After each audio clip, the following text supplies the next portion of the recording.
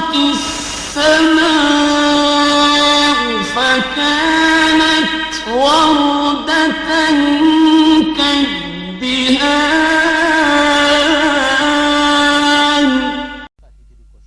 فبأي آلاء ربكما تكذبان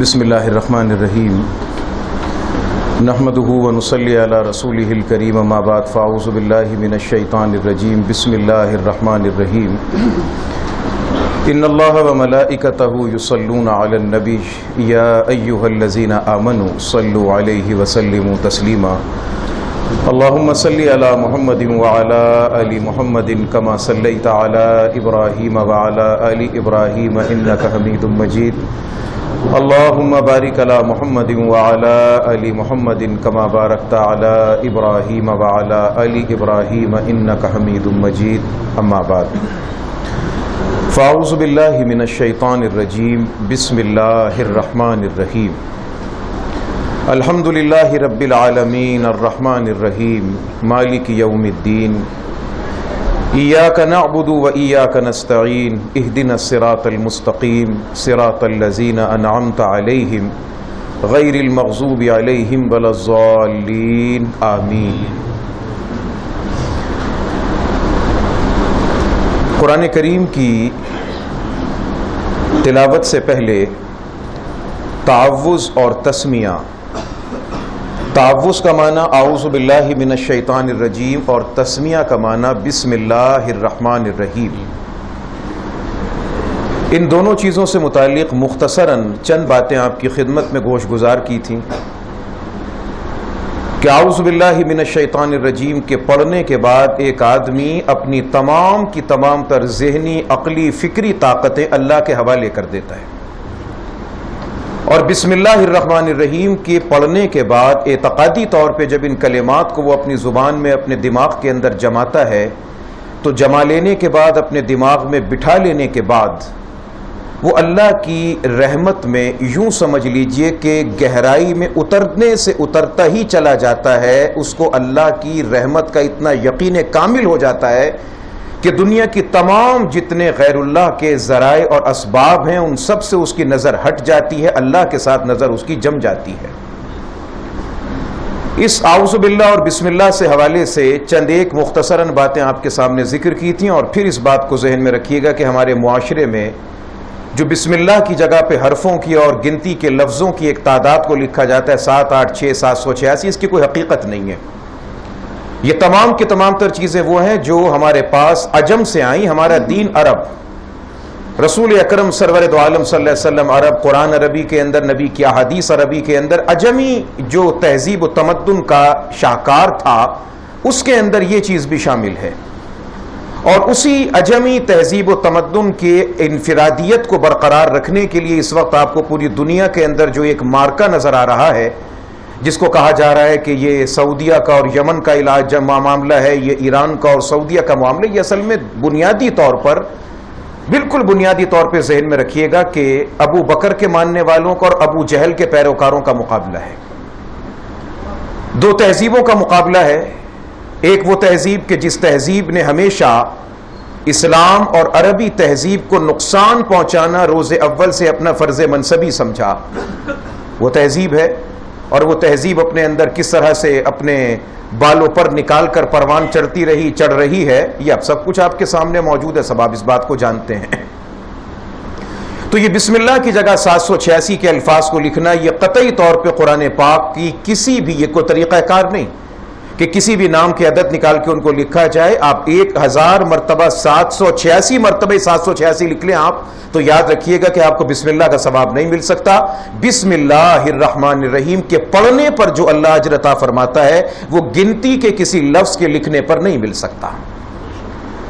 پھر اس کے بعد سورہ فاتحہ، سورہ فاتحہ کے ابتدائی طور پر اس کا مختصراً تعارف، اور سورۃ الفاتحہ کے 150 میں سے 15 نام آپ کی خدمت میں ذکر کیے تھے۔ سورہ فاتحہ نبی علیہ الصلوۃ والسلام فرماتے ہیں کہ اللہ نے یہ وہ سورت ہے کہ اس کی مثال نہ تورات، نہ انجیل، نہ زبور، کسی کتاب میں اللہ نے اس کی مثال نہیں اتاری۔ اس میں اللہ اور بندے کے درمیان مانگنے کا ایک ڈھنگ، سلیقہ اور طریقہ سکھایا گیا کہ بندہ اپنے اللہ سے مانگتا کیسے ہے اور اللہ اپنے بندے کو عطا کیسے کرتا ہے۔ حدیث میں آتا ہے کہ جس وقت میں بندہ کہتا ہے الحمدللہ رب العالمین الرحمن الرحیم، اللہ کی بارگاہ سے اس کو جواب ملتا ہے حمیدنی عبدی، دیکھو فرشتوں یہ ہے میرا بندہ جس بندے نے میری تعریف کی ہے۔ اس کے بعد وہ پڑھتا جاتا ہے، پروردگار کی بارگاہ سے اس کو جواب ملتا چلا جاتا ہے۔ اللہ اور بندے کے درمیان مکالمہ ہے سورۃ الفاتحہ۔ یہ 7 آیات طیبات، آپ یوں سمجھ لیں قرآن پاک کی 7 منزلیں ہیں، ان 7 منزلوں کا خلاصہ پروردگار نے ان 7 آیتوں کے اندر بیان فرما دیا ہے۔ 7 منزلوں کا خلاصہ ان 7 آیات طیبات نے بیان کر دیا۔ اس کا نام ہی ہے الفاتحہ۔ لفظ عام مشہور لفظ ہے جی، دکان کا افتتاح، مکان کا افتتاح کسی چیز کا آغاز کرنا۔ سورۃ الفاتحہ یہ وہ سورت ہے کہ جس سے قرآن پاک کو پڑھنے کا، سمجھنے کا آغاز کیا جاتا ہے۔ اعوذ باللہ اور بسم اللہ کے حوالے سے آپ کی خدمت میں جو مسئلے تھے نماز کے حوالے سے وہ ذکر کر دیے، اب ہے سورۃ الفاتحہ۔ دور ہے یہ بدگمانیوں کا، اور انسانی فطرت کا یہ تقاضا ہے کہ انسانی فطرت پہلے ہوتی ہے بدگمان، پھر ہوتی ہے بدزبان۔ اور جب انسان بدزبان ہو جاتا ہے اور زبان کا بکٹوٹ گھوڑا دوڑنا شروع کر دیتا ہے، پھر وہ دیکھتا نہیں کہ میرے سامنے چھوٹا ہے یا بڑا، اپنا ہے یا بیگانہ۔ امام کے پیچھے سورۃ الفاتحہ کا پڑھنا، اس مسئلے کو ہم نے بعض اوقات اپنے ایمان اور کفر کا مسئلہ بنا لیا، اور بہت سارے لوگ اس بنیاد پر ایک بہت بڑی علمی دینی شخصیت جو براہ راست صحابہ کرام کی زیارت کرنے والے ہیں، حضرت نعمان ابن ثابت امام ابو حنیفہ رحمۃ اللہ علیہ، ان کے متعلق یہ کہا جاتا ہے کہ صاحب ابو حنیفہ جو تھے وہ فاتحہ کے قائل نہیں تھے۔ ہمیں پتہ کچھ ہوتا نہیں، ہمارا معاشرہ اصل میں انتہاؤں کے اندر جیتا، انتہاؤں کے اندر۔ ہم کسی کی محبت میں چلے جائیں تو انتہا پر، اور کسی کی نفرت میں چلے جائیں تو انتہا پر، ہم درمیان میں رہنے کو تیار نہیں۔ امام ابو حنیفہ رحمۃ اللہ علیہ نہ ان کے ابا کا دین تھا نہ ان کے دادا کا دین ہے، قرآن اللہ کا، احادیث طیبات آقا علیہ الصلوۃ والسلام کی، اور اللہ تبارک و تعالی نے اس قرآن و سنت کے ذخیرے میں سے جواہرات نکالنے کی کچھ لوگوں کو صلاحیت اور طاقت عطا فرمائی۔ انہوں نے اس میں سے جواہرات ڈوب کر نکالے اور نکال کر لوگوں کے سامنے، امت کے سامنے پیش کر دیے۔ امام کے پیچھے سورۃ الفاتحہ پڑھنا یا نہ پڑھنا، اس سے متعلق یہ کہنا کہ امام ابو حنیفہ یہ کہتے ہیں کہ صاحب امام کے پیچھے فاتحہ نہیں پڑھنی، غلط بات ہے۔ نماز پڑھنے والے کی تمام میں تفصیلات کو، تمام مباحث کو میں چھوڑ رہا ہوں، اس میں پڑھنے کا وقت نہیں۔ امام ابو حنیفہ رحمۃ اللہ علیہ کی تمام تر باتوں کا، تمام تر دلائل کا جو خلاصہ ہے وہ ذہن میں رکھیے گا کہ نماز پڑھنے والے کی 3 حالات ہیں۔ جو شخص بھی نماز پڑھتا ہے وہ 3 کیفیات میں سے کسی ایک کیفیت میں ہوگا۔ نمبر 1، یا تو وہ امام کے پیچھے ہوگا۔ نمبر 2، یا وہ بذات خود نماز پڑھا رہا ہوگا۔ نمبر 3، نہ وہ امام کے پیچھے نماز پڑھ رہا ہے نہ نماز پڑھا رہا ہے، وقت نکل گیا اکیلے نماز پڑھ رہا ہے۔ یہ 3 کیفیتیں ہیں نا، چوتھی تو کوئی بھی نہیں بن سکتی۔ یا ایک آدمی نماز پڑھانے والا ہے، یا ایک وہ جو امام کے پیچھے نماز پڑھنے والا ہے، یا ایک وہ جو امام کے ساتھ نہ پڑھ رہا ہے نہ پڑھا رہا ہے بلکہ اکیلی نماز اپنی علیحدہ ادا کر رہا ہے۔ یہ 3 کیفیات، اور ان تینوں کیفیات میں سورہ فاتحہ کا الگ الگ حکم۔ ایک انسان جو علیحدہ اپنی نماز ادا کر رہا ہے وہ فاتحہ بھی پڑھے گا، فاتحہ کے ساتھ سورت بھی پڑھے گا۔ کون کہتے کہ ابو حنیفہ سورہ فاتحہ کا انکار کرتے ہیں؟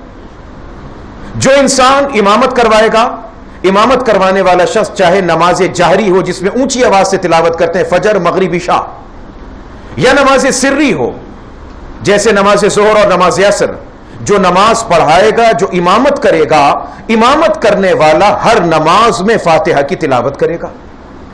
اب رہ گئی تیسری صورت، اور تیسری صورت کون سی ہے کہ جب ایک نمازی امام کے پیچھے نماز ادا کرے گا، جب وہ نماز امام کے پیچھے ادا کرے گا تو امام ابو حنیفہ رحمۃ اللہ علیہ قرآن پاک کی آیات طیبات کی روشنی میں یہ سمجھے کہ اللہ تبارک و تعالیٰ فرماتے کہ اذا قرئ القرآن فاستمعوا له وانصتوا لعلکم ترحمون، لوگو جب قرآن پڑھا جائے تو چپ کر کے سنو، کان لگا کے سنو، اللہ تم پہ رحم فرمائے گا۔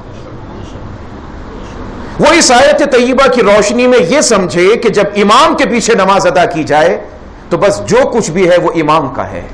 من کان لہ امام فقراءۃ الامام لہ قراءۃ، جب کسی نمازی کا امام ہو تو جو امام کی قراءت وہی مقتدی کی قراءت۔ اب رہا مسئلہ سورہ فاتحہ کا کہ سورہ فاتحہ کا نماز میں پڑھنا کیا نماز کا رکن ہے؟ اگر کسی کی سورہ فاتحہ نماز میں رہ جائے کسی کی فاتحہ نماز میں رہ گئی، اب بہت سارے حضرات کا یہ کہنا یہ ماننا کہ فاتحۃ الکتاب وہ نماز کا رکن، ان کے اپنے دلائل اپنے اقوال۔ قرآن پاک میں ہم پڑھ چکے سورہ مزمل کے اندر اللہ کریم اپنے پاک پیغمبر کو حکم دے کر کہتا ہے فَقْرَؤُوا مَا تَيَسَّرَ مِنْ، اے میرے نبی علیہ السلام جتنا آسانی سے ہو سکے آپ پڑھیں۔ سورہ مزمل ہے۔ اس آیت قیبہ کی روشنی میں، اس آیت مبارکہ کی روشنی میں امام نعمان ابن ثابت رحمۃ اللہ علیہ یہ فرماتے ہیں کہ حالت نماز میں جس شخص نے جتنا بھی قرآن پڑھ لیا وہ نماز کے لیے کافی ہو جائے گا، چاہے وہ فاتحہ کی شکل میں ہو یا فاتحہ کے علاوہ کسی اور شکل میں ہو۔ دلائل سب کے پاس موجود ہیں۔ لہٰذا میرے عزیزوں، میرے دوستوں، دیکھیں میں نے جو بات بھی آپ کی خدمت میں عرض کی ہے تمام کی تمام باتوں میں قرآن پاک کا ریفرنس آپ کے سامنے پیش کیا۔ اب یہ کہنا کہ ابو حنیفہ اپنی عقل پہ عمل کرتا ہے، ابو حنیفہ یہ کہتا ہے وہ کہتا ہے، سب بیکار کی باتیں ہیں۔ لہٰذا راستہ الگ الگ ہے، اس میں جھگڑنے کی بات نہیں یار، ان باتوں میں جھگڑنے کا کیا فائدہ؟ یہ دیکھیں کہ پروردگار اس صورت میں کیا کیا رہا ہے، اس کے معنی مطالب پہ غور کیا جائے۔ اس کے بعد فاتحہ کے اختتام پہ ایک کلمہ کہتے ہیں آمین، اور آقا علیہ السلام فرماتے ہیں کہ اللہ نے یہ کلمہ وہ مجھ کو عطا کیا جو مجھ سے پہلے کسی اور کو عطا نہیں کیا گیا۔ آمین کا معنی کیا ہوتا ہے؟ پروردگار اس دعا کرنے والے نے جو دعا کی آپ ویسی کی ویسی قبول فرما لیں، آمین۔ اب یہ آمین سورۃ الفاتحہ جب نماز کے اندر امام کے ساتھ ہم شریک ہیں تو فاتحہ کے بعد آمین اونچا کہیں یا ہلکا کہیں، دونوں طریقے سے نبی علیہ السلام کی روایات موجود ہے میرے دوستو۔ جو اونچا کہہ رہا ہے وہ بھی سرکار کی سنت پہ عمل کر رہا ہے، اور جو آہستہ کہہ رہا ہے وہ بھی سرکار کی سنت پہ عمل کر رہا ہے، دونوں حضور کی سنت پہ عمل کر رہے ہیں۔ آپ کسی کو غلط نہیں کہہ سکتے، آپ کسی کے بارے میں یہ نہیں کہہ سکتے کہ وہ غلط کر رہے یا وہ صحیح کر رہے، دونوں کا راستہ نبی علیہ السلام کا راستہ ہے، اور اللہ کے نبی علیہ السلام اللہ کے محبوب ہیں، اور محبوب کی ہر ادا سے محبت کی جاتی ہے۔ اگر اللہ تبارک و تعالیٰ تمام کے تمام کسی ایک طریقے پر جمع کر دیتا تو محبت کا تقاضا تھا کہ محبوب کی دوسری ادا کو بھی زندہ کیا جاتا۔ اللہ کریم نے اپنے محبوب کی ہر ادا کو امت میں زندہ کر دیا۔ کسی نے ہاتھ سینے پر باندھے، کسی نے ہاتھ ناف کے نیچے باندھے، کسی نے آمین اونچی کہی، کسی نے آہستہ کہی، غرض کے جو سرکار کا طریقہ جو سمجھتا رہا وہ لوگوں کے سامنے پہنچتا چلا گیا۔ اب رہا یہ مسئلہ کہ قرآن پاک کی آیات طیبات، آیا قرآن کی تلاوت کر کے یا نفلی عبادات کر کے کسی جانے والے کو ثواب پہنچایا جا سکتا ہے کہ نہیں؟ مسئلہ ایصال ثواب کا پہنچانا، اعمال کر کے، کوئی مالی کام کر کے، کوئی صدقہ کر کے، کنواں کھدوا کے، اسپتال بنوا کے، کوئی اور کام کر کے کسی بھی کو ثواب پہنچانا کوئی اختلاف کی بات نہیں۔ باقی اس مسئلے کے اندر علماء کرام کی دونوں رائے پائی جاتی ہیں۔ امام شافعی جیسی شخصیت، امام مالک رحمت اللہ علیہ جیسی شخصیت، عظیم شخصیت، ان کا یہ کہنا ہے کہ تلاوت کتاب یا کسی نفلی عبادت کو کرنے کے بعد اگر کسی مرنے والے کو ثواب پہنچایا جائے تو نہیں پہنچتا، یہ پڑھنے والے کے ساتھ تعلق رکھتا ہے۔ لیکن امام ابو حنیفہ رحمت اللہ علیہ اور امام احمد ابن حنبل رحمت اللہ علیہ، انہوں نے قرآن و حدیث کے دریا اور سمندر میں ڈوب کر وہاں سے جو جواہرات نکالے اس کی روشنی کے اندر تلاوت کتاب، فرض روزے اور فرض نماز کے علاوہ نفلی روزہ، نفلی نماز، اس کا ثواب، یہ بھی گویا کہ ایک عمل ہے، پاکیزہ عمل ہے، اس کا بھی اجر و ثواب اگر مرنے والے کی خدمت میں پیش کیا جائے تو اللہ تعالیٰ یقیناً اسے اس کے اجر سے محروم نہیں کرتا بلکہ ثواب پہنچا دیا کرتا ہے۔ میرے دوستو، ایصال ثواب کچھ اور ہے اور ہمارے معاشرے کی موجودہ قرآن خوانی کچھ اور ہے۔ ہمارے معاشرے کے اندر جو موجودہ مروجہ قرآن خوانی ہے، خواتین کے ذریعے جو قرآن خوانی کا سلسلہ ہے، یہ 100% قرآن پاک کی توہین ہے میرے بھائیوں، یاد رکھیے گا، 100% توہین قرآن ہے یہ۔ وہ کیسے؟ آپ میری بات کو بخوبی جانتے ہیں، آپ خود ماشاءاللہ سب اپنے اپنے گھر بار والے ہیں۔ آج میرے گھر میں قرآن خوانی ہے جی، مرد گھر میں ہے نہیں جی، قرآن خوانی ہے۔ اب اس قرآن خوانی کے بہانے 50 عورتیں یہاں پر، 10 عورتیں وہاں پر، الا ماشاءاللہ 5 انگلیاں برابر نہیں ہوتی، مگر آپ نے دیکھا ہوگا کہ کوئی مر جائے، کسی کے مرنے کے بعد اب اس گھر والے کے حالات ہیں کہ نہیں، اس کے تمام تر واقعات ہیں کہ نہیں، وہاں پہ پورا خاندان پریوار اکٹھا ہو جائے گا جمعرات کے دن۔ اب جمع ہو گئے، اب جمع ہونے کے بعد اب اس کی ذمہ داری ہے، پہلے اس کے گھر میں موت ہو گئی، اب وہ ان تمام کو دعوت کھلائے، ان تمام کی دعوت کا اہتمام و انتظام کرے۔ قرآن پاک کی تلاوت ہوگی کیسے کہ ایک سپارہ کھول کے بیٹھ گئے، اب وہ سپارہ جو کھلا ہے ماشاءاللہ ظہر کے بعد وہ عشاء تک ایک سپارہ چلتا جائے گا۔ اب کیسے چلے گا وہ سپارہ کھل گیا، ایک صفحہ پلٹا، اچھا یہ تم نے کپڑا کہاں سے لیا تھا؟ یہ ڈیزائن تو پچھلے سال کی لون کا تھا، وما ذالک علی اللہ یؤمنون بالذین، اچھا یہ بیل کہاں سے لی تھی؟ اچھا یہ جو آئی ہوئی ہے نا، اس نے پچھلی دفعہ فلاں کے 40 میں بھی یہی سوٹ پہنا ہوا تھا، لگتا ہے اس کے پاس دوسرا ہے کوئی نہیں۔ پھر 2 آیتیں پڑھ لی، جہاں مشکل آیت آگے وہاں پہ آواز بند، جہاں آسان آگے آواز اونچی کر لی۔ وہ اتنی دیر کے اندر ہولا جولی مچی کہ جناب دسترخوان لگ گیا، ناشتہ پانی لگے گا، لو جی اب سموسے جلیبیاں پکوڑے دہی بڑے آ گئے، اللہ تیری شان ہے، سارے قرآن کی ساری محبت وہیں پہ رخصت ہو جاتی ہے ہماری۔ آج میرے گھر میں ہے، کل آپ کے گھر میں ہے، پرسوں فلاں کے گھر میں ہے، اس کے بعد اس سے بڑھ کر ایک کارنامہ اور انجام دیا جاتا ہے، بھئی یہ قرآن پاک پڑھنا ہے، اچھا بھئی ٹھیک ہے آپ دے دیں، ہم اپنے گھر سے اتنے پڑھ کے لے آئیں گے، فلاں پڑھ کے لے آئیں گے۔ لوگوں نے کاروبار بنا لیا۔ جس طرح میرے عزیزوں اور دوستوں قرآن پاک کا ایک لفظ پڑھنے پر 10 نیکیاں ہیں، 10 نیکیاں، ذمہ داری سے عرض کر رہا ہوں، سب جانتے قرآن کہہ کر پڑھیں 10 نیکیاں۔ امام بخاری رحمت اللہ علیہ نے، کتاب کا نام ہے ادب مفرد، اس کتاب میں امام بخاری رحمت اللہ علیہ نے ایک روایت نقل کی جس کا خلاصہ ہے کہ جو شخص دنیا کمانے کے لیے یا کسی کو راضی کرنے کے لیے قرآن پاک پڑھتا ہے، جو شخص دنیا کمانے کے لیے، میرے دکاندار بھائیوں آپ موجود ہیں، میں تو اکثر و بیشتر جو لوگ، اصل میں ہوتا ہے کہ جس کے منہ پہ داڑھی سر پہ ٹوپی ہو گئے وہ سب مولوی شمار ہوتے ہیں، گدھا گھوڑا ایک برابر کھینچا جاتا ہے۔ مارکیٹ ہے، بازار ہے، صبح کا وقت ہوتا ہے، دکان کا شٹر بعد میں کھلتا ہے، بیچارہ کوئی ہم جیسے ہولیے والا 4 ڈبی کا رومال ڈال کے دکان کے باہر مسکین بن کے کھڑا ہوا ہے، جیسے بیچارہ یہ پوری دنیا کے یتیم مسکین خانوں کا، سارے یتیم خانے کا چیئرمین بن کے کھڑا ہوا ہے۔ دکان کا شٹر کھلتا ہے، وہ ایک دکان میں گھسا، یا ایھا المزمل، بس مزمل سمجھ میں آیا، باقی مدثر مکمل کیا ہے سمجھ ہی کچھ نہیں آیا۔ اس دکان سے نکلا، وہاں پہ یاسین پڑھی، وہاں پہ فاتحہ پڑھی، وہاں پہ انا اعطینہ پڑھی، وہاں پہ آیت الکرسی پڑھی، اب مہینہ گزر گیا، وہاں سے 500، وہاں سے 1000، وہاں سے 2000، وہاں سے 3000۔ نبی علیہ السلام کے ارشاد عالی شان کے مطابق، نبی علیہ السلام کے فرمان عالی شان کے مطابق، یاد رکھیے گا، جس طرح قرآن پاک کے ایک حرف کے پڑھنے پر 10 نیکیاں ہیں میرے دوستو، اسی طریقے سے قرآن پاک کو کمائی کی نیت سے، لوگوں کو راضی کرنے کی نیت سے پڑھنے پر ایک ایک حرف پر 10 لعنتیں خدا بھیجتا ہے۔ 10 لعنتیں، ایک حرف پڑھ رہے 10 لعنتیں پڑھ رہی ہیں۔ قرآن پاک کو ذریعہ کمائی بنانا، اب اس سے کوئی انسان یہ خیال نہ لائے کہ صاحب جو مدارس کے اندر بچوں کو حفظ کروا رہے ہیں، پڑھوا رہے ہیں، وہ ایک الگ چیز ہے، وہ اپنے وقت کا پیسہ لے رہا ہے۔ اس طریقے سے اللہ کی کتاب کو ذلیل کرنا، رسوا کرنا، میرے دکاندار بھائیوں یاد رکھنا کہ برکت کبھی ایسے نہیں آتی کہ دکان کھولی اور دکان کے اوپر ایک بھاڑے کے ملا کو بلا کے، آپ نے کرائے کے مولوی کو بلا کے بٹھا لیا اور وہ فاتحہ پڑھے گا برکت ہو جائے گی، سوال ہی پیدا نہیں ہوتا۔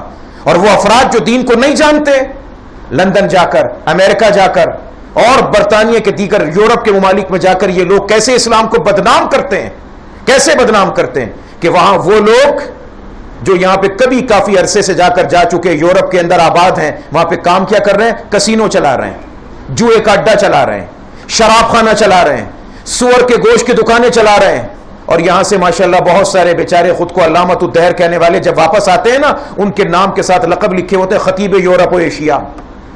وہ کانے کاچے سے نکل کر مرید کے پہنچا، یورپ کی اس نے سیر کر لی، وہاں پہنچ کر کام کیا ہوتا ہے یہ جناب کسی کا کسینو ہے اور وہ مولوی صاحب صبح بیٹھ کر کسینو پر، جوئے کے اڈے پر بیٹھ کر، شراب خانے پر بیٹھ کر، زنا کے اڈے پر بیٹھ کر صبح سویرے منہ اندھیرے پہنچ کر سورہ فاتحہ اور سورہ یاسین پڑھ کے دعا کر رہے ہیں کہ اللہ اس کے کاروبار میں برکت عطا فرما.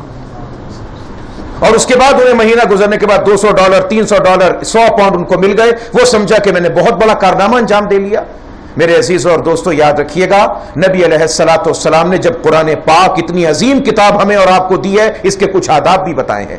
نبی علیہ السلام نے فرمایا کہ قرآن پاک کو کبھی تکیہ نہ بناؤ، لا تتوسدوا، اس پر عمل کرو، غور کرو، تکیہ نہ بناؤ. اور اس کی پھر علماء کرام نے وضاحت کی کہ بس اوقات ایسے ہوتا ہے کہ کچھ لوگ قرآن پاک ہے گھر میں بیٹھے پڑھ رہے ہیں، یہ ویسے ہی ہے، خیال ہی نہیں جاتا اس بات کا کہ یار میں کر کیا رہا ہوں، اپنی پوری کی پوری کوہنی قرآن پاک پہ رکھ دی اور بات چیت کر رہے ہیں. نبی علیہ السلام نے فرمایا کہ قرآن پاک کو ٹیک کا ذریعہ نہ بناؤ، اسے تکیہ نہ بناؤ، اس کا سہارا مت لو. اس کا ادب بتایا. کیسا ادب بتایا؟ کس نوعیت کا ادب بتایا؟ کہ بے وضو ہو تو چھونا بھی مت، یہ نیچی جگہ پر ہو تو اونچی جگہ پر بیٹھنا مت. آداب بتائے، طریقہ کار بتایا. یہ آداب میرے عزیزوں اور دوستوں، جو جتنا جس درجے میں آداب کا خیال کرتا ہے اللہ کریم اس کو اتنی علم کی خیرات عطا کرتا ہے، اسی درجے میں علم کی خیرات عطا کرتا ہے. تو یاد رکھیے گا، قرآن پاک کی تلاوت کا ثواب پہنچانا کچھ اور ہمارے معاشرے کی موجودہ مروجہ قرآن خوانی کا جو سلسلہ ہے یہ کچھ اور ہے. باقاعدہ بعض مدارس جنہوں نے مدرسے کے نام پر حرام خوری کے اڈے قائم کر رکھے، ہاں کھل کے کہوں گا میں، مدارس کے نام پر طلباء کے نام پر دین کے نام پر دین کو بدنام اور برباد کرنے کے اڈے کھول رکھے ہیں ان لوگوں نے، اور وہ تمام لوگوں کی بدنامی کا سبب بنتے ہیں. چھوٹے چھوٹے بچوں کو کہیں سے لا کر، گاؤں گوٹھوں دیہاتوں سے لا کے ان کو مدرسے میں ڈال رکھا ہے. ان کو عقل تمیز کچھ نہیں. آج ملک صاحب کے گھر قرآن خوانی ہے، آج چودھری صاحب کے گھر قرآن خوانی ہے. اب کیا ہوا؟ ان بچوں کو لادا کتے بلوں کی طرح، صدقے کے بکروں کی طرح لادا انہیں، ان سب کو لادا کسی چنچی میں چاند گاڑی میں لاد کے ان کو لے کے پہنچ گئے وہاں پر. اب اس کے بعد خدا کی قسم میں نے اپنی آنکھوں سے دیکھا، کانوں سے سنا کہ وہ جو ان کا چیئرمین چودھری بنا ہوا ہوتا ہے، اللہ کی طرف سے ویسے اس کے چہرے پہ پھٹکار پڑی ہوئی ہوتی ہے. وہ بات کرے گا تو ایسا لگے گا اس کے منہ سے بیت الخلا کی بدبو آ رہی ہے. کپڑوں کے اوپر 6000 کھانے کے دھبے کے نشان ہوں گے، یہاں تک استینیں اس کی سالن میں ڈوبی ہوئی ہوں گی. وہ ایسا محسوس ہوگا جیسے چلتا پھرتا پرانا باسی دسترخوان کہیں سے آ رہا ہے. باقاعدہ وہ پوچھتا ہے کہ ہاں جی یہ بتائیں کہ قرآن خوانی تو آپ نے کروانی ہے، سپارہ کون سا پڑھوانا ہے، کون سا قرآن پڑھوانا ہے، 1000 والا، 1500 والا، 3000 والا، 5000 والا پڑھوانا کون سا ہے؟ اور سہولت کے لیے مہنگائی کے پیش نظر بڑا مختصر ہمارے پاس ایک پیکیج ہے، 300 والا قرآن. ہاں اللہ کی قسم کھا کے کہہ رہا ہوں، کانوں سے سنا، آنکھوں سے دیکھا. چپ کر کے کھڑا تھا، اسے نہیں پتا تھا کہ یہ بھی اسی شعبے سے تعلق رکھتا ہے، وہ اپنی اس سے بھاؤ تاؤ کر رہا ہے. اب اس نے اس سے پوچھا کہ یار یہ بتاؤ 300 والا کون سا ہے، سستا ترین پیکیج، یہ سب سے سستا پیکیج کون سا؟ اس نے کہا یار وہ سرکار کا فرمان ہے، آقا سرکار نے فرمایا، ساڈی جان نے فرمایا کہ 1 مرتبہ سورہ قل هو اللہ کی سورت پڑھو 10 پاروں کا ثواب ملتا ہے. بس میں 3 مرتبہ قل هو اللہ پڑھتا ہوں، قرآن پورا ہو جاتا ہے، اللہ کے دربار میں دعا کر لیتے ہیں. یہ سستا ترین پیکیج ہے، سب سے سستا پیکیج ہے کہ 3 مرتبہ قل هو اللہ پڑھ کے دعا کر لیں، اور یہ 300 کا پیکیج ہے. پھر اس کے بعد وضاحت کی اس نے کہ 1000 والا 1200 والا جو پیکیج ہے وہ کیا کہ پڑھنے والا 1 صفحہ پڑھے گا، 1 چھوڑے گا. 3000 والا پیکیج جو ہوگا اس کے اندر وہ 1 صفحہ پورا پڑھے گا اور دوسرے والے کو آدھا چھوڑ کے آدھا پڑھے گا، اور جو مکمل لفظ پڑھے گا اس کی قیمت 5000 روپے ہے. کھانا مٹھائی اس کے علاوہ، یہ جو کتے کے بکروں کو لاد کے لائے ہیں یہ اس کے علاوہ، وہ کرایہ گرایا سب کچھ اس کے علاوہ ہوگا. یہ سب کا سب شرعی طور پہ ناجائز اور حرام، بالکل حرام، 100% حرام. 12 مرتبہ آپ کے سامنے عرض کر چکا، ان تمام پاکھنڈ بازیوں سے بہت بہتر کہ آپ اپنی دکان، اپنے مکان میں 1 مرتبہ خدا کی قسم خلوص سے دل کے ساتھ، نیک نیتی کے ساتھ صبح کو دکان کھول کے فاتحہ پڑھیں، قل هو اللہ کی سورت پڑھیں. اللہ کریم ان تمام پاکھنڈ بازیوں سے کئی کروڑ گنا برکتیں آپ کو عطا فرمائے گا. کیوں ہم نے ان چیز کو کاروبار بنا دیا؟ اپنے ہی معاشرے کے کچھ لوگوں کو ہم نے ہر چیز کو بیچنے پہ لگا دیا اور وہ لوگ قرآن پاک کو بیچنے کے اوپر آمادہ ہو گئے. حرام، اس کی کمائی حرام. وہ بے شک اپنے طور پہ یہ سمجھ رہا ہے کہ میں کمائی کر رہا ہوں. علماء کرام نے لکھا، تمام بریلوی دیوبندی اہل حدیث سب کا اتفاق کہ کوئی بھیک مانگنے والا بھیک مانگ رہا ہے اور بھیک مانگتے مانگتے وہ قرآن کی کوئی سورت پڑھ رہا ہے، اس کا بھیک مانگنا بھی حرام، اس کو بھیک دینا بھی حرام. قرآن پاک اتنی بیکار کتاب ہے معاذ اللہ.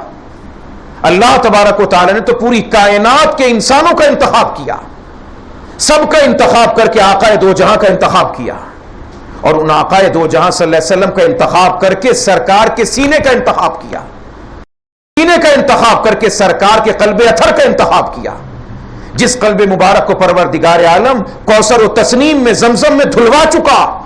اتنا چن کر چھان کر پھٹکنے کے بعد پھر پروردگار عالم نے سرکار کے قلب اطہر پہ قرآن کو نازل فرمایا، اور ہم اس قرآن پاک کو گلی گلی لیے پھریں، معاذ اللہ ٹکے ٹوکری بیچتے پھریں. یہ آسان چیز نہیں. نبی علیہ السلام کا ارشاد پاک ہے کہ جو قرآن پاک پڑھتا ہے اور اس کے ساتھ ادب کے ساتھ جڑتا ہے، قرآن اس کے پاس موجود رہتا ہے، اور جو قرآن پاک پڑھ کے اس سے بے پرواہی کرتا ہے، حضور کی حدیث کا مفہوم فرمایا کہ جیسے رسی تو آ کر ایک اونٹ ریگستان میں بھاگ جاتا ہے، یہ قرآن اس کے دماغ اور دل سے نکل کر دور چلا جاتا ہے. اللہ غنی، اللہ بے پرواہ، وہ کسی کا محتاج نہیں، سارے اس کے محتاج، وہ سب کی احتیاج سے پاک، اس کی کتاب بھی پاک، اس کا کلام بھی پاک. اس لیے یاد رکھیے کہ قرآن پاک کا پڑھنا بڑی برکتوں کا ذریعہ ہے. ہم ان برکات کو سمجھ سکیں نہ سمجھ سکیں. اور بقول ایک بزرگ کے فرماتے ہیں کہ زمین کے اندر کسان جب دانہ ڈالتا ہے، یہ گندم کا دانہ، یہ چاول کا دانہ، یہ چنے کا دانہ، کیا کبھی کسی کسان نے اس دانے کو یہ کر کے ڈالا کہ میں سیدھا کر کے ڈالوں گا یا الٹا کر کے یہ دانہ زمین میں جائے گا؟ ارے گندم کا دانہ الٹا جائے تب بھی اگتا ہے، سیدھا جائے تب بھی اگتا ہے. چنے کا دانہ نرم زمین کے اندر سیدھا گرتا ہے تب بھی پودا نکلتا ہے، الٹا گرتا ہے تب بھی پودا نکلتا ہے. یہ قرآن پاک کیا معاذ اللہ اس میں اتنی بھی تاثیر نہیں جتنی گندم کے دانے میں تاثیر ہے. خلوص دل کے ساتھ دل کی مٹی کو نرم کر کے دیکھے تو صحیح، یہ سیدھا پڑے گا تب بھی نفع دے گا، الٹا پڑے گا تب بھی نفع دے گا. یہ کسی طور پر انسان کو محروم نہیں جانے دیتا. اس کی تاثیر کیسے پڑتی ہے؟ ہجرت کر کے جاتے ہیں مسلمان مکے سے حبشہ، پیچھے پیچھے کافروں کا مشرکین کا وفد جاتا ہے کہ جناب یہ لوگ مکے سے آئے ہمیں ناراض کر کے، ان کو اپنے پاس نہ رہنے دینا، یہ فلاں کہتے ہیں. بڑی بڑی باتیں ہوتی رہیں.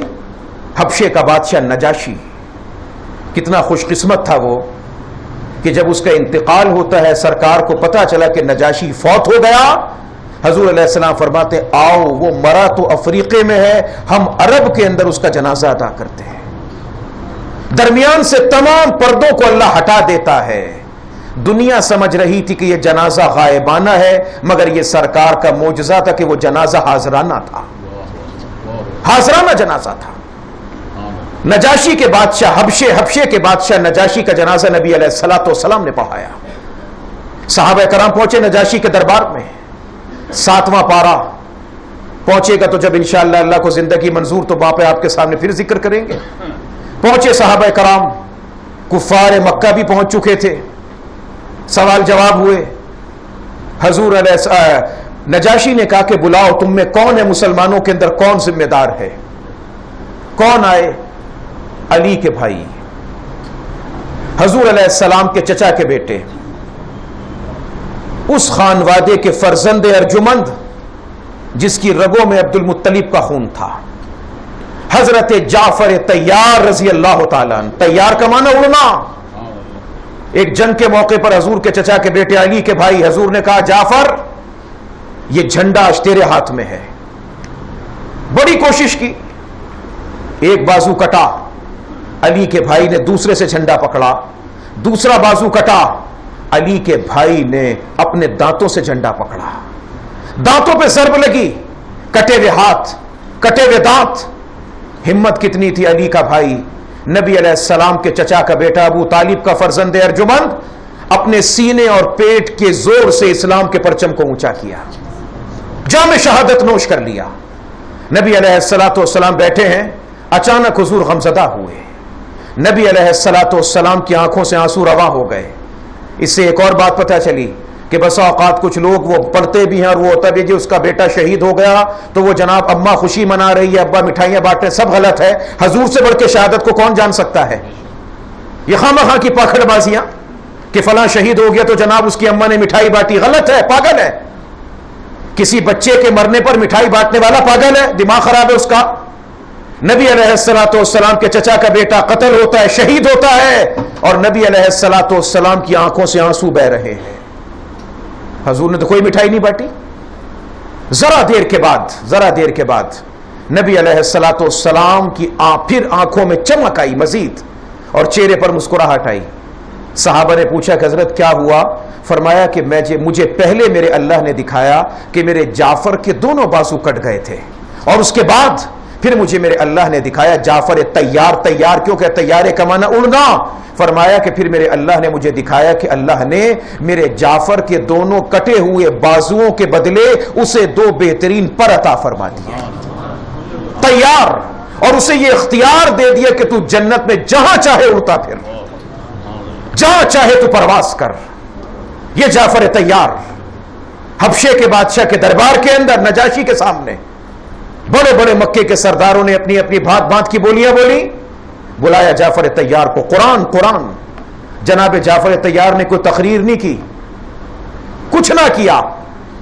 نبی علیہ السلام کا تیار کردہ شاگرد کھڑے ہوئے حبشے کے بادشاہ کے سامنے، اور کھڑے ہو کے اعوذ باللہ پڑھی، بسم اللہ پڑھی، اور اعوذ باللہ بسم اللہ پڑھ کے کاف ہا یا عین صاد سورہ مریم کی تلاوت شروع کر دی، اور پڑھنا شروع کیا سورہ مریم کا ذکر۔ اور چلتے جب پہنچے اس مقام پر کہ جب لوگوں نے اعتراضات کیے، یا اخت ہارون ما کان ابوک امرأ سوء وما کانت امک بغیا، او ہارون کی بہن یہ نکاح کے بغیر بچہ کہاں سے آیا؟ تیرا تو باپ بھی بڑا پاک تھا، تیری ماں بھی بڑی پاک تھی، یہ کہاں سے آیا؟ پھر چلتے قرآن کی زبان کے اندر، اللہ کے فرمان کے اندر جب ذکر آیا اس بات کا کہ جب مریم اس کیفیت میں پہنچی، جب مریم کے پاس نہ مریم کی ماں ہے نہ بہن ہے، اکیلی ہے، نوجوانی کا وقت ہے، اور اس وقت میں جب اللہ کہتا ہے کہ مریم اب یہ وقت آنے والا ہے، تو مریم کیا کہتی ہے؟ یا لیتنی مت قبل ھذا وکنت نسیا منسیا، اے کاش کہ میں مر جاتی، بھولی بسری داستان بن جاتی۔ پھر ذکر پہنچتا ہے کہ یہ قرآن پڑھا جا رہا ہے۔ وہ کہہ رہے تھے کہ جناب یہ عیسائیوں کو نہیں مانتے، عیسیٰ کو نہیں مانتے، اور وہاں پہ قرآن پاک کے اندر یہ آتا ہے کہ لوگوں نے کہا کہ اے مریم یہ کہاں سے لائی؟ مریم کہتی ہے اس کی طرف دیکھو، قالوا کیف نکلم من کان فی المہدی صبیا، ارے یہ چھوٹے سے جھولے کا بچہ کیسے بولے گا؟ اور وہ اشارہ کر رہے ہیں بچے کی طرف، اور پھر آپ جانتے ہیں نا کہ بچہ اٹھا، کیسے اٹھا؟ شیر ببر کی طرح لڑائی لے کر اٹھا، اور کس شان کے ساتھ اٹھا؟ اپنے کلمے کی انگلی بلند کر کے یہ 4 دن کا بچہ کہتا ہے خبردار میری ماں کے کردار پہ انگلی مت اٹھانا، انی عبد اللہ آتانی الکتاب، میں اللہ کا بندہ ہوں، اللہ نے مجھے نبی بنا کر دنیا میں بھیجا ہے۔ قرآن پڑھا جا رہا تھا، قرآن سنا رہے تھے جعفر تیار رضی اللہ تعالیٰ عنہ، اور نجاشی کا سارا دربار دھاڑے مار مار کے رو رہا تھا، سب پہ گریہ تاری تھا۔ یہ قرآن کی تاثیر تھی، یہ قرآن کا اثر تھا۔ اس نے کہا میں ان لوگوں کو اپنے پاس سے نکالوں گا نہیں، میں انہیں اپنے پاس سے کہیں جانے نہ دوں گا۔ اس قرآن کی تلاوت کا میرے دوستو یہ اثر ہوا، قرآن پاک کی تلاوت کی یہ تاثیر پروردگار عالم نے ظاہر فرمائی کہ جو دشمن تھے اللہ نے ان کو اپنا بنا دیا۔ ارے سب جانتے ہیں آپ فاروق اعظم رضی اللہ تعالیٰ عنہ کس نیت کے ساتھ چلے تھے اور اپنی بہن کی زبان سے قرآن پاک سنا۔ 16واں پارہ، وہ بھی 16واں پارہ ہے، سورہ طٰہٰ ما انزلنا علیک القرآن لتشقی، اے نبی یہ قرآن تم پر اتارے یہ نہیں کہ سینہ تمہارا تنگ ہو جائے، یہ تو پروردگار کی برکتوں کا نزول ہے جو تم کو عطا کیا ہے۔ وہ اللہ جو گیلی مٹی سے لے کر آسمان کے تاروں تک کے حالات کو جانتا ہے۔ بہن پڑھ رہی ہے اور بھائی کے قلب کی دنیا تبدیل ہو رہی ہے، پلٹ رہے ہیں۔ پھر اس قرآن کی تاثیر کیا تھی میرے دوستو؟ کیا تاثیر تھی؟ نبی علیہ الصلوۃ والسلام کی شان تو بڑی دور کی بات، سلطان نور الدین زنگی مرحوم رحمت اللہ علیہ کا دور، 2 یہودی پہنچے مدینہ منورہ، اور مدینہ منورہ میں پہنچ کر سرکار کے روضے اطہر کی گستاخی کرنے کے لیے نیچے نیچے زمین کھودی کہ کسی طرح یہاں سے معاذ اللہ نبی علیہ السلام کے جسد اطہر کو یہاں سے لے جائیں گے. کوشش کرتے رہے. لوگ کہتے ہیں کہ نبی علیہ السلام کی حیات سمجھ میں نہیں آتی. پتہ نہیں کیسے سمجھ میں نہیں آتی. یار جو مرے ہوئے ہوتے ان کو آرام سے کیا لینا, وہاں مٹی کھد رہی ہے, ادھر نبی علیہ السلام بادشاہ کے خواب میں آ کر فرماتے ہیں جلال کے ساتھ تمہیں نیند کرتے ہوئے آرام کرتے ہوئے شرم نہیں آتی, میرے آرام میں خلل ڈالا جا رہا ہے, تم آرام سے سو رہو. بادشاہ تھرا کے اٹھ بیٹھا, سمجھ نہ آیا کیا کروں. پھر اگلے دن خواب, نبی علیہ السلام کو مزید جلال میں دیکھا, علماء کرام کو بلایا, کیفیات بتائیں. اور یاد رکھنا میرے دوستو, دنیا کے تمام خواب جھوٹے ہو سکتے ہیں, مگر جس نے خواب میں حضور کو دیکھا, حضور فرماتے وہ یقین رکھے مجھ ہی کو دیکھا ہے اس نے. بتائیے کیفیت کہ میں نے ایسے دیکھا. علماء کرام لکھتے کہ سرکار کے غصے غضب جلال کی کیفیت کیا تھی کہ پیشانی کے بیچ میں ایک رگ تھی وہ پھول جاتی تھی, اور نبی علیہ السلام کے چہرہ مبارک یوں غضب میں سرخ ہوتا تھا گویا کہ کسی نے سرخ انار حضور کے چہرے پہ نچوڑ دیا. اس کیفیت کے اندر حضور کو دیکھا. نبی علیہ السلام فرماتے میرے آرام میں خلل آ رہی ہے. نور الدین زنگی نے مدینے کے گورنر کو بلایا, پہنچے وہاں پہ سب لوگوں کو کہا دعوت کرو, سب آ گئے. 2 افراد کے بارے میں کہا یار وہ بڑے نیک ہے, بڑے ولی اللہ ہیں. وہی نیکی کا روپ دھار کر یہودیوں کے ایجنٹ وہ بیٹھے تھے اور مشکیزے میں مٹی بھر بھر کے سرنگ کھود رہے تھے. واقعہ سنانا مقصود نہیں, بتانا کیا چاہتا ہوں. جب ان کو پکڑا گیا اور نبی علیہ السلام نے خواب میں ان دونوں خبیثوں کی شکل بھی دکھا دی تھی, پہچان لیا اس نے. ان سے پوچھا کہ کہاں تک پہنچے تھے, کہنے لگے یہاں تک پہنچے تھے. اور جب اس تمام جگہ کا اندازہ لگایا گیا تو میرے دوستو ابھی ابو بکر دور ہے, حضور علیہ السلام تو اور بھی دور ہیں, ابھی صرف اور صرف یہ لوگ عمر کے پیر تک پہنچے تھے. ان سے پوچھا کہ جب اس جگہ تک پہنچے تو کیا محسوس کیا, کہنے لگے کھودتے کھودتے جب اس پیر تک پہنچے, اس پیر کو جیسے ہی ہمارا ہاتھ لگا یوں محسوس ہوا کہ بدن میں بجلی دوڑ گئی. اور اس بدن کی اس وجود کی کیفیت یہ تھی, عام زندہ انسان سے زیادہ ایک زندہ تندرست و توانا آدمی کے جسم میں جو گرمی اور حرارت ہوتی ہے اس سے زیادہ گرمی اس پیر کے اندر موجود تھی, اس سے زیادہ حرارت اس کے اندر موجود تھی, اس سے زیادہ گرمی موجود تھی. عمر قرآن سن رہا ہے اور قرآن سن کے پروردگار دنیا سے جانے کے بعد بھی کیا عجیب رتبہ عطا کر رہا ہے. قرآن کی برکت, قرآن کی ایک آیت ہی تو سنی تھی, اس کو سنا دل کی دنیا تبدیل ہو گئی. شہادت کے بعد بیٹے کو خواب میں آئے, بیٹے نے پوچھا ابا جی کیا معاملہ, کہنے لگے بیٹا ہونا کیا تھا, بڑے مزے کی زندگی گزری. پہنچے اللہ کے سامنے, آ گئے فرشتے, آ گئے حساب کتاب کرنے کہ یہ کیا یہ کیا یہ کیا یہ کیا. کہنے لگے بھی بات چیت ہو رہی تھی کہ اچانک آواز آئی داہو داہو فإنہ سراج لأہل الجنہ, اس سے کچھ نہ پوچھنا, یہ جنت روشن چراغ ہے جہاں چاہے روشنی پھیلاتا پھرے. قرآن کی آیات سنی, اللہ کریم نے دل کی دنیا کو تبدیل کر دیا. تو قرآن پاک کی تلاوت میرے دوستو, زمین میں دانا سیدھا جائے تب بھی اگتا ہے, الٹا پڑتا ہے تب بھی اگتا ہے. جب دانے میں یہ تاثیر ہے تو قرآن پاک کی تلاوت میں یہ تاثیر کیوں نہیں ہوگی. پھر اللہ کریم نے یہ قرآن کیوں اتارا, اللہ نے وحی کیوں اتاری. انسانی جسم کو میرے دوستو اللہ نے 2 چیزوں سے مرکب کر رکھا ہے. 2 چیزیں ہیں انسانی جسم کے اندر, ایک جسم ایک روح. 2 چیزیں ہیں. جسم فنا کے گھاٹ اتر جاتا ہے, روح باقی رہتی ہے. جسم کی خوراک پر کبھی غور کیا, کبھی جسم کی خوراک کو دیکھا, کبھی جسم کی خوراک کو دیکھیں. جسم ایک خوراک کے لیے کتنی چیزوں کا محتاج. میں نے اور آپ نے روزانہ ہم نے روٹی کا نوالا توڑا اور کھا لیا چبا کے مزے کے ساتھ. کبھی سوچا کہ یہ روٹی کا ایک نوالا جو میں نے کھایا, جو نوالا آپ نے کھایا, یہ ایک روٹی کا نوالا کتنے سارے کارخانوں کا محتاج. یہ روٹی کا نوالا جو مجھ تک آپ تک پہنچا, یہ ایک نوالا بننے سے پہلے کتنی چیزوں کا محتاج تھا. یہ محتاج تھا زمین کا, زمین محتاج تھی کسان کی, کسان محتاج تھا بیل کا, بیل محتاج تھا ہل کا, بیل چلا, ہل نے زمین کے سینے کو نرم کیا, دانا اس کے اندر گیا, دانا یہاں جانے کے بعد وہ دانہ محتاج تھا پانی کا، پانی اس کے اندر گیا، پانی کے ذریعے وہ دانہ زمین کے اندر پہنچا، پھر سورج نے اسے پکایا، چاند نے اس میں ٹھنڈک کو پیدا کر دیا، پھر وہ پک گیا، پکنے کے بعد پودا بن گیا، پھر درانتی سے اس کو کاٹا گیا، کٹنے کے بعد وہ دانہ الگ اور بھوسا الگ، تھریشر ہونے کا محتاج، تھریشنگ کے بعد وہ پسنے کا محتاج، پسنے کے بعد گندنے کا محتاج، گندنے کے بعد پکنے کا محتاج، پکنے کے لیے آگ کا محتاج، آگ کے بعد چولہے کا محتاج، چولہے کے بعد توے کا محتاج، ان تمام چیزوں کے بعد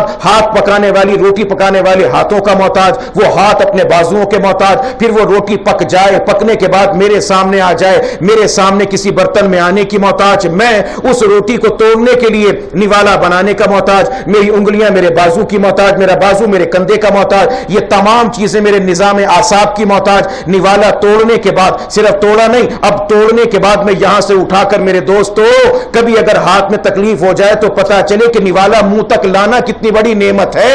یہ نوالا یہاں سے اٹھا کر منہ تک لانے کا محتاج، منہ میں آ جائے تو دانتوں کی چکی میں چبانے کا محتاج، دانتوں میں چباؤں تو لعاب سے نرم کرنے کا محتاج، لعاب سے جب وہ نرم ہو جائے تو حلق سے نیچے اترنے کا محتاج، حلق کے اندر 2 نالیاں، یہ خوراک کی ہے، یہ سانس کی ہے، اگر سانس کی نالی میں چلا جائے تو موت واقع ہو جائے، یہ خوراک کی نالی میں پہنچا، خوراک کی نالی سے جانے کے بعد یہ معدے میں جانے کا محتاج، معدے میں آنے کے بعد یہ لبلبے کا محتاج، لبلبے سے یہ ارقیات کے خارج ہونے کا محتاج، اس کے بعد یہ ہضم ہونے کا محتاج، ہضم ہو جانے کے بعد یہ خون بننے کا محتاج، اور اس سے پہلے فضلہ بننے کا محتاج، یہ بڑی آنت میں آ گیا، بڑی آنت میں آنے کے بعد گندگی بن کر، فضلہ بن کر بدن سے باہر خارج ہونے کا محتاج، بدن سے باہر نکلنے کے لیے کسی باپردہ جگہ کا محتاج، باپردہ جگہ پر جب اس کو خارج کر دیا جائے گندگی کو صاف کرنے کے لیے پانی یا ٹیشو پیپر کا محتاج۔ ارے وہ پروردگار عالم جو فانی جسم کے لیے اتنے سارے کارخانوں کو کام میں لگا سکتا ہے، وہ پروردگار باقی روح کے لیے اگر وہی کو اتارے کون سے اعتراض کی بات ہے؟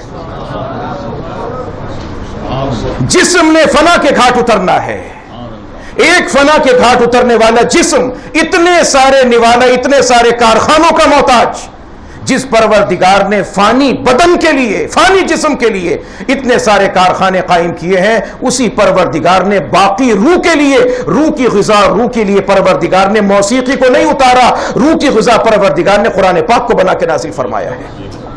تو جس پروردگار نے جسم کی خوراک اتاری، اسی پروردگار نے روح کی خوراک بھی اتاری ہے، اور روح کی خوراک قرآن پاک ہے، قرآن پاک ہے، قرآن پاک کی یہ سورہ فاتحہ ہے۔ پھر بات کہیں اور نہ نکل جائے، اب میری کوشش ہے کہ قرآن پاک 20 میں نہیں کم از کم 10 سال میں ختم کر لیں، اس لیے کوشش کریں گے ذرا شارٹ کرتے کرتے، ورنہ تو یہ ایک ایسا سمندر ہے کہ میں نے آپ سے عرض کیا کہ میں چھوٹا سا ایک طالب علم ہوں، بہت چھوٹا سا طالب علم ہوں۔ یہ سورہ فاتحہ انشاءاللہ اگر چلائیں 2015 تک مکمل ہو سکتی ہے، یہ ایک سورہ فاتحہ انشاءاللہ۔ اس میں اتنے معانی، معارف سب کچھ ہے، مگر ہم نے سوچنا ہے، سمجھنا ہے، اور انشاءاللہ اس کے آگے آگے چلنا ہے۔ سورۃ الفاتحہ، سورہ فاتحہ یہ مکی سورت ہے، جس سورہ فاتحہ مکی سے مراد یعنی یہ وہ سورت ہے جس میں اللہ نے نبی علیہ السلام پر یہ سورت ہجرت سے پہلے اتاری ہے۔ قرآن پاک جو ہم پڑھتے ہیں میرے دوستو، قرآن کا مطلب کیا ہے؟ قرآن بنا ہے عربی کے لفظ قرأ یقرأ سے، اور قرأ یقرأ کا معنی ہوتا ہے جمع کرنا، جمع کرنا۔ اس میں اللہ نے الفاظ کو، معانی کو جمع کر دیا، اب یہ بنا قرآن۔ قرآن کا معنی وہ کتاب جس کو بار بار پڑھا جائے۔ قرآن پاک کے موٹے موٹے 55 نام ہیں، مگر 5 نام مشہور جن کو قرآن میں اللہ نے خود ذکر فرمایا ہے۔ سورہ مبارکہ فاتحہ، اس کی کل آیات 7 اس کی آیات ہیں، اس کے الفاظ اور کلمات 25، اور اس میں جو کل حروف استعمال کیے گئے وہ 123، 1 2 3 123 اس میں حروف، 25 اس کی الفاظ اور 7 اس کی آیات طیبات ہیں، اور یہ سورۃ الفاتحہ کا مختصر سا تعارف ہے۔ امام شاہ ولی اللہ محدث دہلوی رحمۃ اللہ علیہ، جنہوں نے اس بر صغیر کے اندر لوگوں میں قرآن پاک کے پڑھنے سمجھنے کا شوق بیدار کیا، فرماتے ہیں کہ سورہ فاتحہ میں 5 چیزیں ہیں۔ 5 چیزیں وہ جس کا تعلق رب کے ساتھ، اور 5 چیزیں وہ جس کا تعلق بندے کے ساتھ ہے۔ 5 صفات ربوبیت اور 5 صفات عبودیت۔ ربوبیت کا معنی رب اللہ، 5 چیزیں وہ جن کا تعلق رب کے ساتھ، اور 5 چیزیں وہ جن کا تعلق بندے کے ساتھ ہے۔ کون کون سی ذرا دیکھیے گا۔ نمبر 1 الحمدللہ، سب سے پہلے ذات الہی، ذات الہی کا بیان۔ نمبر 2 رب العالمین، اللہ کے رب ہونے کا بیان۔ نمبر 3 الرحمن الرحیم، اللہ کی رحمانیت کا بیان. نمبر 4 اللہ کی رحیمیت کا بیان. نمبر 5 مالک یوم الدین، اللہ کی مالکیت کا بیان. رب اللہ، اللہ اللہ کس کو کہتے ہیں؟ اللہ. عربی کا لفظ ہے الہ یلہ، الہ یلہ، اس کا معنی حیران، حیران کن چیز، وہ چیز جو انسان کو تحیر میں ڈال دے، حیرانگی میں ڈال دے. اللہ، اللہ وہ ذات ہے جس کی ذات کو دیکھ کر سوچ کر انسان عالم حیرانگی میں چلا جاتا ہے، حیران ہو جاتا ہے. اس کی ذات پہ غور کرتا ہے، صفات پہ غور کرتا ہے تو حیرانگی میں چلا جاتا ہے، حیران ہو جاتا ہے کہ کیا میرے اللہ کی ذات ہے، کیا میرے پروردگار عالم کی ذات ہے، کیا اس کی صفت ربوبیت ہے اور کیا وہ اللہ کی ذات ہے. تو صفت اللہ کی ذات، ذات، اس کے بعد اللہ کی ربوبیت، رحمانیت، رحیمیت، اللہ کی مالکیت، یہ 5 چیزیں وہ جن کا تعلق اللہ کے ساتھ ہے، اور 5 چیزیں وہ جس کا تعلق بندے کے ساتھ ہے. نمبر 1 عبادت، ایاک نعبد و ایاک نستعین، نعبد ہم تیری عبادت کرتے ہیں. نمبر 2 استعانت، دنیا میں جو کام بھی بندے نے مدد مانگنی ہے کسی اور سے نہیں، اللہ سے مدد مانگنی ہے. نمبر 3 اہدنا الصراط المستقیم، طلب ہدایت، اللہ ہدایت تو نے عطا کرنی ہے. نمبر 4 استقامت، صراط الذین انعمت علیہم، ان کے رستے پر چلا مولا جن پہ تو نے انعام کیا، استقامت عطا فرما. اور نمبر 5ویں چیز جو بندہ مانگ رہا ہے وہ کیا مانگتا ہے کہ میرے اللہ مجھے غضب سے بچا لینا، نعمت کو عطا فرما دینا. 5 چیزیں وہ جن کا تعلق رب کے ساتھ اور 5 چیزیں وہ جن کا تعلق بندے کے ساتھ ہے. اب آئیے اور ذرا اس کو دیکھیے گا. بسم اللہ الرحمن الرحیم، الحمدللہ رب العالمین. تمام کی تمام تعریف اللہ کے لیے ہے. تمام تعریف، ہر تعریف اللہ کے لیے، کسی اور کے لیے نہیں. گلوں کو دیکھ کر گلستان کی تعریف مت کرنا، اس کی تعریف کرنا جس نے مٹی سے رنگ برنگے پھولوں کو بنایا ہے. رب العالمین، تمام تعریفیں اللہ کے لیے، جتنی تعریفیں وہ اللہ کے لیے. بڑی بلڈنگ کو دیکھ کر تعریف کی تو کیا کیا، اصل کاریگری اس کی ہے نا جس نے بنایا ہے اسے.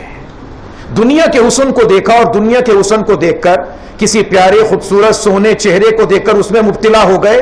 ارے وہ کتنا خوبصورت ہے اللہ جس نے اس کو بنایا، اس کی ذات پہ غور کیوں نہیں کرتے؟ الحمدللہ رب العالمین، تمام کی تمام تعریفیں اس اللہ کے لیے ہے. وہ اللہ رب العالمین جو 2 جہان کا رب ہے، کوئی خطرناک چیز نہیں. رب العالمین. کیسا رب؟ بکری کے بچے کو کس نے بتایا؟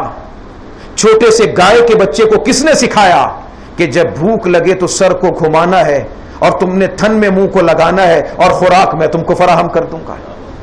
رب، کون سی رب کی ذات؟ کہ وہ پروردگار عالم جس نے جسم کے گندے خون کو دنیا میں آنے سے پہلے بچے کی خوراک بنایا. پھر بچہ جب دنیا میں آ گیا، پروردگار عالم نے یہ حضرت انسان جنہیں اپنی طاقت پر بڑا مان ہے، خدا کی قسم مرغی کے بچے سے بھی کمزور. مرغی کا بچہ تو انڈے سے نکلتا ہے، تھوڑی دیر کے بعد بھاگنے لگتا ہے. یہ انسان کا بچہ ہے جو آج کے دور میں بھی 15 20 سال تک ماں باپ کا محتاج رہتا ہے. چھوٹا سا بچہ، پتہ ہی کچھ نہیں، اللہ کریم نے دنیا میں دے دیا، آ گیا. آنے کے بعد پروردگار نے خوراک کہاں رکھی کہ بچے کو کہیں دائیں بائیں جانا نہ پڑے، ادھر ماں اس کو گود میں پکڑے، ادھر پروردگار خوراک فراہم کر دے، کوئی مشقت نہ کرنی پڑے. جیسے جیسے بچے کی عمر بڑھتی جائے پروردگار عالم خوراک کی منزلوں کو بڑھاتا جاتا ہے. پھر وہ کون ہے؟ وہ رب العالمین ہی تو ہے نا، جس نے اس بات کو ماں کے دل میں، باپ کے دل میں پیدا کیا کہ رات ہے، گرمی ہے، سردی ہے، اپنا پیٹ کاٹ رہا ہے، اپنی نیند کو قربان کر رہا ہے، میرے بچے کو کوئی تکلیف نہ ہو جائے. یہ اس کا کام نہیں ہے، یہ رب العالمین ہے جو دل میں محبت پیدا کر رہا ہے. الحمدللہ رب العالمین، تمام تعریف اس اللہ کے لیے ہے جو 2 جہان کا رب ہے. ارے صرف رب نہیں، الرحمن الرحیم، بہت رحم کرنے والا ہے، بڑے کمال کا رحم کرنے والا ہے. رحمان کا معنی وہ جس کی رحمت عام ہو، اور رحیم کا معنی وہ جس کی رحمت تمام ہو. عام رحمت اللہ دنیا میں عطا کرتا ہے، وہ پروردگار جو موسیٰ کو بھی کھلا رہا تھا، فرعون کو بھی کھلا رہا تھا. وہ پروردگار جو مصطفیٰ کو بھی عطا کر رہا ہے، ابو جہل کو بھی عطا کر رہا ہے، رحمان جو دنیا میں رحمت کو عام کرے، رحیم مکمل اور تمام رحمت یہ قیامت کے دن سوائے مومنین کے کسی اور کو نہیں ملے گی۔ الرحمن الرحیم بہترین رحمتیں کرنے والی اللہ کی ذات، مالک یوم الدین، اے پروردگار تو مالک ہے قیامت کے دن کا، مالک ہے تو قیامت کے دن کا، پروردگار یہ تیری طاقت ہے، ہم تجھ سے ہدایت کی دعا مانگ رہے ہیں، پروردگار تو ہمارے ساتھ کرم کا معاملہ کر دے۔ یاد رکھنا میرے دوستو، نبی علیہ الصلوۃ والسلام فرماتے کہ کوئی انسان اتنے گناہ کرے کہ جس گناہوں سے انسانی دنیا کے سمندر بھر جائیں، پھر بھی وہ اپنے اللہ سے بخشش مانگے، اللہ اس کو معاف فرما دے گا۔ یہ اللہ کی صفت رحمانیت کا تقاضا ہے۔ مالک یوم الدین، وہ اللہ جو قیامت کے دن کا مالک ہے، تمام جھگڑوں کو مٹا دیا۔ اسی لیے تو میرے دوستو یہ دعا ہر نماز کی ہر رکعت میں پڑھتے، سارے جھگڑے ختم، سارے الٹے سیدھے نعرے ختم، ایاک نعبد و ایاک نستعین، اے پروردگار عبادت بھی تیری ہی کرتے ہیں، مدد بھی تجھ ہی سے مانگتے ہیں، کسی اور سے نہیں۔ اہدنا الصراط المستقیم، ہمیں چل سیدھی راہ پر چلا۔ اگلا جملہ، اس جملے میں ایک جملے میں پروردگار عالم نے پوری دنیا کی تاریخ سمیٹ کے رکھ دی، کروڑوں سوالوں کا جواب دے دیا۔ اہدنا الصراط المستقیم، اے اللہ ہم کو سیدھی راہ پر چلا، صراط الذین انعمت علیہم، کن کا رستہ؟ مال والوں کا، سائنس والوں کا، بہت بڑے خزانے والے، قارون، نمرود، فرعون، شداد، بقرات، سقراط، افلاطون، ارسطو، کس کا راستہ؟ کن کے رستے پہ چلا؟ اللہ سے مانگے تو کیا مانگے؟ صراط الذین انعمت علیہم، مولا ان کی راہ پر چلا جن پر تیرا انعام ہوا۔ اللہ اب آپ ہی بتا دیجئے کہ انعام ہوا کن پر؟ اللہ کہتے ہیں آؤ میرے قرآن میں آؤ، میں تم کو بتاتا ہوں، اولئک الذی انعم اللہ علیہم من النبیین والصدیقین والشہداء والصالحین۔ تم نے مجھ سے انعام والوں کا راستہ پوچھا، میں تم کو بتاتا ہوں کہ میرا انعام کس پر ہوا؟ آدم سے مصطفیٰ تک سارے نبیوں پر میرا انعام ہوا، میرا انعام ہوا صدیقین پر ہوا، میرا انعام ہوا شہداء پر ہوا، میرا انعام ہوا نیک صالحین اولیاء کرام پر ہوا۔ اس ایک جملے میں پروردگار نے ہمیں چاروں کی صحبت میں آنے کا طریقہ بتا دیا۔ صراط الذین انعمت علیہم، پروردگار ان کی راہ پر چلا جن پر تیرا انعام ہوا، غیر المغضوب علیہم ولا الضالین، اللہ ان کے رستے پر مت چلائیے گا جن پر آپ کا غصہ نازل ہوا، اور نہ ان کے رستے پر چلانا جو سیدھی راہ سے گمراہ ہو گئے تھے۔ غصہ کس پر اترا؟ کن پر آیا؟ یہودیوں پر۔ اور سیدھے راستے سے کون ہٹ گئے؟ عیسائی ہٹ گئے تھے۔ اللہ تبارک و تعالیٰ نے ہم کو اس ایک صورت میں تمام چیزیں بتا دی۔ اور میرے دوستو انشاءاللہ ہم اگلے جمعے شروع کریں گے سورۃ البقرہ۔ سورہ بقرہ کی پہلی کے بعد جو دوسری آیت ہے وہ کیا؟ ذالک الکتاب لا ریب فیہ ھدی للمتقین، ھدی للمتقین۔ فوری طور پر پہلی کے بعد دوسری آیت یہی ہے، ھدی للمتقین۔ کیوں؟ اللہ بتا رہا ہے کہ مجھ سے مانگو میں تم کو عطا کروں گا۔ کتنا نقد عطا کرتا ہوں؟ تم نے پچھلے صفحے میں مجھ سے سوال کیا اہدنا الصراط المستقیم کہ یا اللہ ہمیں سیدھے رستے کی ہدایت عطا کر دے۔ ادھر تم نے سوال کیا، ادھر دیکھو سوال کے جواب میں 30 پارے میں نے اتار دیے۔ ھدی للمتقین یہ میری کتاب ہے، ہدایت ہے متقی کے لیے۔ تم نے مجھ سے ہدایت مانگی، پورے 30 پارے ہدایت کے تم کو عطا فرما دیے میں نے۔ فاتحہ میں سوال پورا، قرآن اس کا جواب۔ اللہ کریم بتانا چاہتے کہ مجھ سے مانگو، طلب کرو، میں اتنے جلدی تمہارے سوال کا جواب تم کو عطا کرتا ہوں۔ تو فاتحہ کے اندر سوال ہے اور پوری کتاب مجید اس سوال کا جواب ہے۔ تو سورۃ الفاتحہ کی یہ مختصر ترین، اس کو تشریح نہیں کہہ سکتا، اس کو وضاحت نہیں کہہ سکتا، اسے ایک چھوٹا سا حاشیہ کہہ سکتا ہوں جو آپ کی خدمت میں عرض کر دیا۔ اللہ تبارک و تعالی ہمیں قرآن پاک کے ساتھ مکمل وابستگی عطا فرمائے، قرآن پاک کو پڑھنے کی، سمجھنے کی کامل اکمل ترین توفیق عطا فرمائے۔ یہ قرآن پاک کی سورۃ الفاتحہ جو کہ سورۃ الشفا بھی ہے، اللہ کریم اس کی برکت سے ہم کو ظاہری باطنی امراض سے شفا بھی عطا فرمائے، اور اس کے پڑھنے کی جو برکات ہیں وہ برکات میں گزشتہ جو میں آپ کی خدمت میں عرض کر چکا، اللہ تبارک و تعالی ہم سب کو قرآن پاک کے ساتھ وابستگی عطا فرمائے۔ آج ہم نے یہ سورۃ الفاتحہ مکمل کی، اللہ کریم اپنے فضل سے، کرم سے، عنایت سے، مہربانی سے، جیسے کہ پہلے پروردگار نے فضل و کرم اور عنایت کا معاملہ فرمایا، اللہ کریم یوں ہی عنایت اور مہربانی فرمائے، اور جیسے آج ہم نے وللضالین کے بعد آمین کہا، ہم سب کی زندگی میں خیر و عافیت ایمان کے ساتھ پھر وہ وقت آئے کہ پھر ہم کہیں من الجنت والناس، اور پھر کہیں صدق اللہ العظیم۔ اللہ کریم تا دم آخر ہم کو جب تک زندگی عطا فرمائے اپنی کتاب کے ساتھ وابستگی عطا فرمائے۔ وآخر دعوانا ان الحمدللہ رب العالمین۔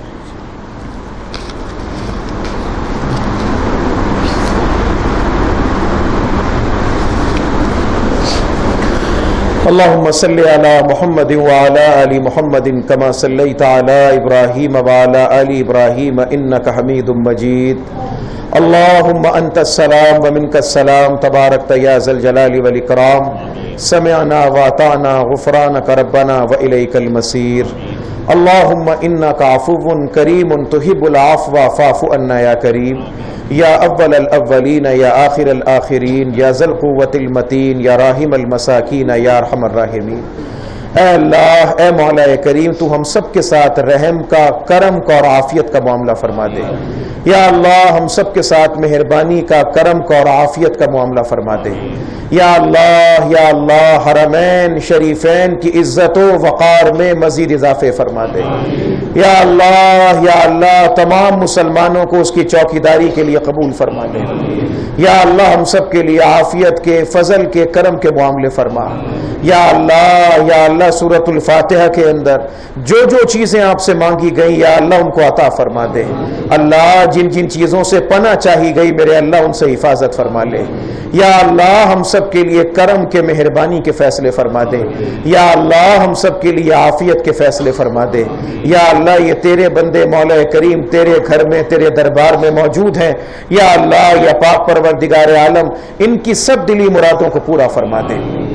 یا اللہ ہماری سب سے بڑی تمنا، ہماری سب سے بڑی خواہش ہے کہ اے اللہ اہدنا الصراط المستقیم، اللہ ہم کو سیدھا رستہ دکھا دے، اللہ ہم کو سیدھا رستہ دکھا دے۔ یا اللہ ہم کو وہ رستہ دکھا جن پر تیرا انعام ہوا تھا۔ یا اللہ ان انعام والوں کے ساتھ، ان کے ساتھ مولا کریم جنت میں ہم کو بھی جگہ عطا فرما دینا۔ یا اللہ ہم سب کے لیے فضل کے، کرم کے، عافیت کے فیصلے فرما۔ یا اللہ جنہوں نے دعا کے لیے کہا یا چاہا، اے اللہ سب کی دعاؤں کو شرف قبولیت عطا فرما۔ ایک درس کے ساتھی ہیں ان کے بھائی کا انتقال ہو گیا، یا اللہ ان کی مغفرت فرما دے۔ ایک اور ساتھی ہیں ان کے والد صاحب اسپتال میں داخل ہیں، یا اللہ ان کو صحت کلی عطا فرما۔ یا اللہ سب کے لیے عافیت کے، فضل کے، کرم کے معاملے فرما دے۔ یا اللہ ہم سب کے ساتھ خیر و برکت کے فیصلے فرما۔ یا اللہ یہ جتنے بندے تیرے دربار میں حاضر ہیں، یا اللہ یہ صبح کے اپنے کام کاج کے، کاروبار کے تھکے ہارے، یا اللہ صرف تیرے قرآن اور تیرے پاک نبی کے فرمان کی محبت میں تیرے گھر میں آئے ہیں، یا اللہ ان میں سے کسی کو خالی نہ جانے دیجیے گا۔ یا اللہ یہ سورہ فاتحہ بڑی برکت والی سورت ہے، یا اللہ اسے آج آپ نے پڑھنے کی، کچھ سمجھنے کی ہم کو توفیق عطا فرمائی ہے۔ یا اللہ اس کی برکت سے ہمارے جسموں کو صحت عطا فرما دے، ہمارے دماغوں کو صحت عطا فرما دے، ہمارے گھر اور کاروبار میں برکتیں عطا فرما دے۔ یا اللہ ہم سب کے لیے عافیت کے فیصلے فرما دے۔ جہاں کہیں بھی ہمارے دوست احباب سننے والے ہیں، ہمارے محترم قاری عمران صاحب جو یہ سلسلہ کرتے ہیں، اسی طریقے سے یہ ساتھی جو میسج ٹی وی والے بھی آتے ہیں، یہ دینی کاموں کی کوشش کر رہے ہیں، یا اللہ ان سب کو اپنی بارگاہ سے جزائے خیر عطا فرما دے۔ یا اللہ سب کے لیے عافیت، کرم اور مہربانی کے فیصلے فرما۔ یا اللہ ہم سب کے لیے عافیت، کرم اور مہربانی کے فیصلے فرما۔ ہر وہ خیر اور برکت جو نبی علیہ السلام نے مانگی ہم کو عطا کیجیے گا، ہر وہ شر جس سے آقا علیہ السلام نے پناہ چاہی ہم سب کی حفاظت فرما لیجئے گا۔ جب بھی نزا کا عالم طاری ہو ہم سب کی زباں پہ جاری ہو لا الہ الا اللہ محمد الرسول اللہ وبرحمتک یا ارحم الراحمین۔